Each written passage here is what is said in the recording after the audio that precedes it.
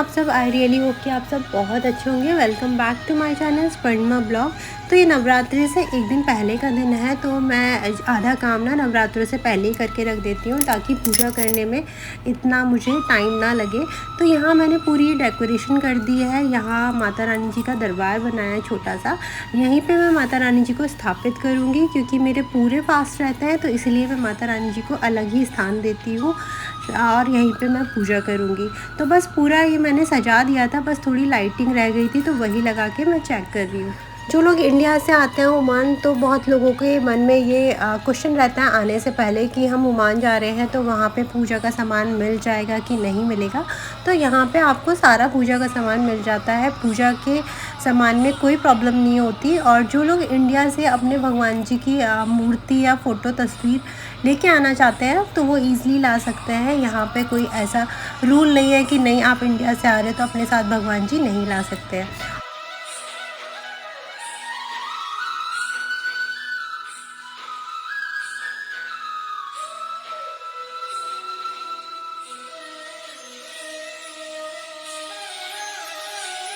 और यहाँ पे मैं एक बास्केट में ना जो सामान पूजा में लगता है उनको एक साथ अरेंज करके रख देती हूँ ताकि पूजा करते समय मुझे इधर उधर ढूंढना ना पड़े।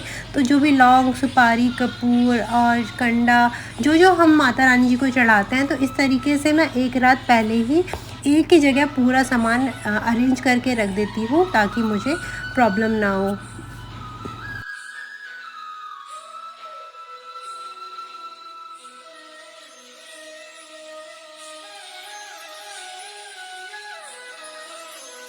इसके बाद मैंने रात को भगवान जी में जो पूजा में बर्तन मेरे को चाहिए होते हैं उनको मैंने अच्छे से क्लीन करके रख दिया है। तो यहाँ पे पीताम्बरी जो कि इंडिया में मिलता है कॉपर और ये तांबे के पीतल के बर्तन साफ़ करने के लिए, तो यहाँ पे इजीली आपको पीताम्बरी मिल जाता है।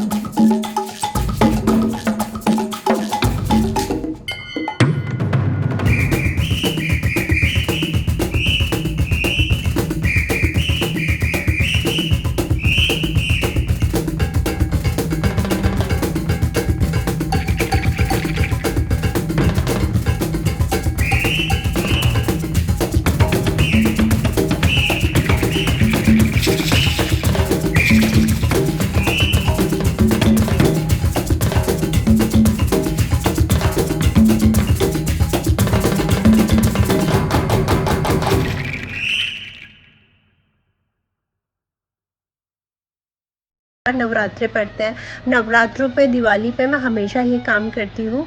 तो यहाँ मैं रोली और चंदन से माता रानी जी के चरण बना रही हूँ, फिर उनकी पूजा करूँगी ताकि वो मेरे घर में आए। और जो हमारा मेन गेट होता है उस पे मैं स्वास्तिक बनाती हूँ क्योंकि स्वास्तिक बहुत पॉजिटिविटी का साइन होता है हमारे धर्म में। तो यही सब मैं करूँगी। उसके बाद मैं अपनी माता रानी जी की पूजा करूँगी और उनको स्थापित करूँगी।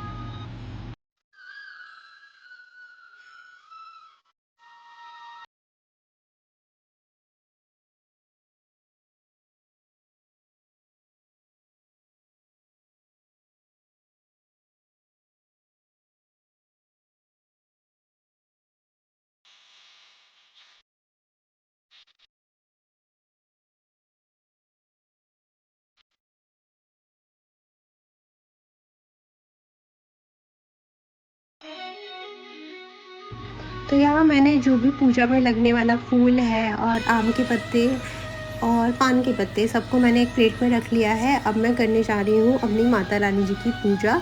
तो जो चौकी हमने कल दरबार सजाया था, यहीं पे सबसे पहले हम माता रानी को स्थापित करेंगे और फिर मैं अपनी पूजा स्टार्ट करूँगी। और नवरात्रों में क्या होता है, हमें कलश भी स्थापित करना होता है और जो कुछ लोग अखंड जोत जलाते हैं, कुछ लोग नहीं जलाते। तो मैं पूरे नवरात्रि मेरी अखंड जोत जलती है। तो अब सबसे पहले मैं माता रानी को स्थापित करने के बाद अपना कलश और अखंड जोत को प्रज्वलित करूँगी। और यहाँ पे मैंने ना चावल को फूड कलर से कलर कर लिया था, सिर्फ एक ही कलर किया था क्योंकि मेरे पास एक ही था, मैं मंगाना भी भूल गई थी। तो यहाँ पे मैं अष्टक कमल बना रही हूँ दोनों साइड माता रानी जी के, जहाँ मैं एक तरफ कलश रखूँगी और एक तरफ मैं अखंड जोत को रखूँगी।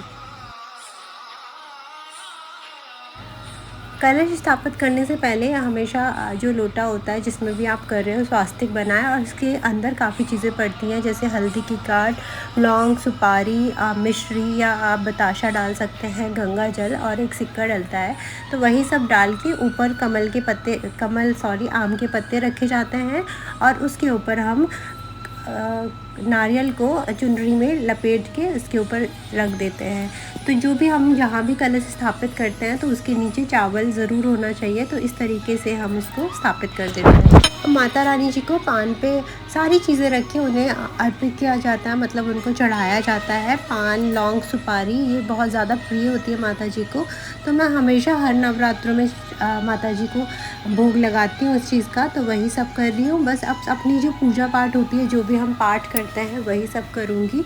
और फिर हवन करते हैं। हवन तो बहुत ज़्यादा शुभ मानते हैं क्योंकि कहते हैं कि हम हवन करते हैं तो वो चीज़ सीधे भगवान जी तक पहुंचती है और उससे बहुत ज़्यादा पॉजिटिविटी भी मिलती है। पूरे घर का जो माहौल होता है वो बिल्कुल चेंज हो जाता है। तो बस अब मैं अपना पाठ करूँगी, उसके बाद हवन करूँगी।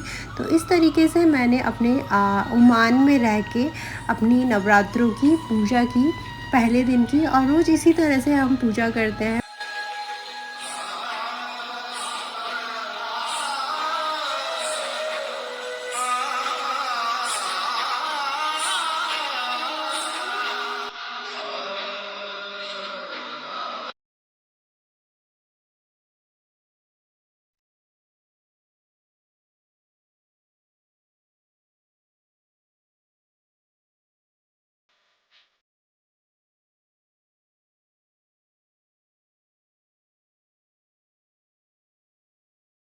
तो अच्छे से पूजा हो गई है। बस मैं अभी पूजा करके ही उठी हूँ और अच्छे से हवन हो गया है। तो अब से बस रोज़ पूरे घर का ऐसे ही माहौल रहेगा क्योंकि नवरात्र आते हैं, रोज़ हवन होता है, रोज़ मतलब जोत जली होती है। तो बहुत अच्छा लगता है, मन में इतना पॉजिटिविटी आ जाती है, घर में भी इतनी पॉजिटिविटी आ जाती है। और आज से ही हिंदू कैलेंडर का न्यू ईयर स्टार्ट होता है। तो बस आप सबको न्यू ईयर और नववर्ष और नवदुर्गों की, नवरात्रों की ढेरों शुभकामनाएं। माता रानी आप सबको खूब सारा आशीर्वाद, खूब सारी अच्छी हेल्थ और खूब सारा आशीर्वाद देके जाए, सभी की मनोकामना पूरी करे। तो बस यहाँ ओमान में मैंने इस तरीके से नवरात्रों की पूजा की और कहीं भी रहो मन में श्रद्धा होनी चाहिए तो सब कुछ हो जाता है। तो जय माता दी and happy new year to all. तो बस इस वीडियो के लिए इतना ही था। बहुत जल्दी मिलेंगे इंटरेस्टिंग वीडियो के साथ। तब तक आप खुश रहिए, खुशियाँ बांटिए। Thanks for watching. Bye bye.